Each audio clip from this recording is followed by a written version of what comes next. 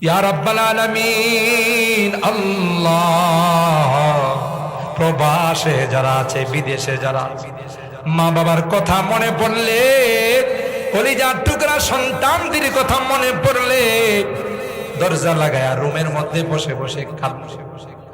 আল্লাহ, তাদের কামাই রুজি রোজগারের বরকত নসিব করে দিও। কাগজপত্রের সমস্যা থাকলে সমাধান করে দিও। ও রব্বি করিম আল্লাহ, আজকের মোনাজাতে বারবার মা বাবার কথা মনে পড়তেছে। জানি না কার মা না কার বাবা। এ মালিক, কতদিন হয়ে গেল মা বাবার মায়াবী চেহারাগুলো আর দেখি না। কত আদর স্নেহ মায়া মমতা সোহাগ দিয়ে আমাদেরকে বড় করছে, নিজে না খাইয়া আমাদের খানার ব্যবস্থা করছে। বাবা কোনো ভালো কাপড় পরে নাই, ভালো কোনো জুতা পরে নাই। কেউ যদি বাবার হাতে একটা মিষ্টি দিয়েছে, বাবা মিষ্টিটা প্যাকেটে করে আমার জন্য নিয়ে আসছে। কাঁধে কুলে করে আমাকে মানুষ বানাইছে। মা জনম দুঃখিনী মা কত কষ্ট আমার জন্য স্বীকার করেছে। কনসেপ্ট করার সাথে সাথে মা কোনো কিছু খাইতে পারে নাই, যা খাইতো সবগুলো মার বমি হয়ে যায়। আল্লাহ, মাটা দেখতে কত সুন্দরী ছিলেন, আমার জন্য মাটা কঙ্কাল হয়ে গেছে। হাঁটি হাঁটি আস্তে আস্তে মার পেটে বড় হতে লাগলাম। আল্লাহ, মা স্বাভাবিক চলাফেরা করতে পারে না, মা বসে যায়, শুয়ে যায়। আল্লাহ আল্লাহ, প্রসব ব্যথা যখন শুরু হয়ে গেল, আমার মা সবার কাছ থেকে বিদায়। স্বামীরা হাত ধরে বলে, প্রাণের স্বামী রে,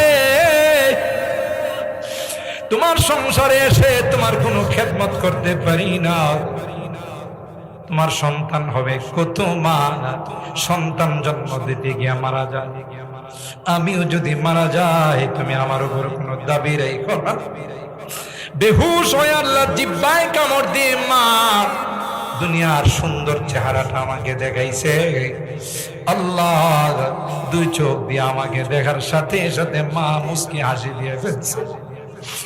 2টা বছর মাকে ঘুমাইতে দেয় নাই, দুধ খাইয়েছি। আল্লাহ, ক্ষুধা লাগছে, কান্না করছি, মা তার কাঁচা ঘুমটা ভেঙে আমাকে খাওয়াইছে। কনকনে শীতের মধ্যে বারবার মার কুলে পেশাব করে দিয়েছে। মা কোনোদিন বিরক্ত হয়ে আমাকে দূরে সরাই দেয়। আল্লাহ, বেরতলার থেকে যখন বাড়ির থেকে বের হয়েছি, ঢাকা যাব, কর্মস্থলে যাব, মা দরওয়াজার মধ্যে দাঁড়ায় দাঁড়ায় আমার জন্য কাঁদছে। শাড়ির আঁচলটা দিয়ে আমার চোখের পানিগুলো মুছে আর ডাক দেয়া কই, বাবা তোমার কর্মস্থলে গিয়ে তুমি জানাই ও রে, আমি যে তোমার জনম দুঃখিনী মা, তোমার খবর না পাওয়া পর্যন্ত একটা লোকমা খানাও আমার মুখে যায়। আল্লাহ, এখনো তো বাড়ির থেকে বিদায় নেই, কেউ যে আমাকে এই কথাগুলো বলে বিদায় জানায় না, কারণ আমার মা যে দুনিয়াতে নেই।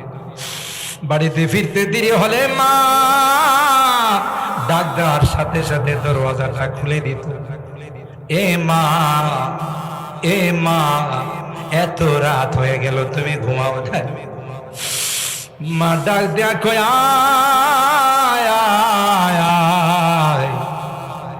দুনিয়ার সবার চোখে ঘুম আসলেও আমার চোখে ঘুম আসে।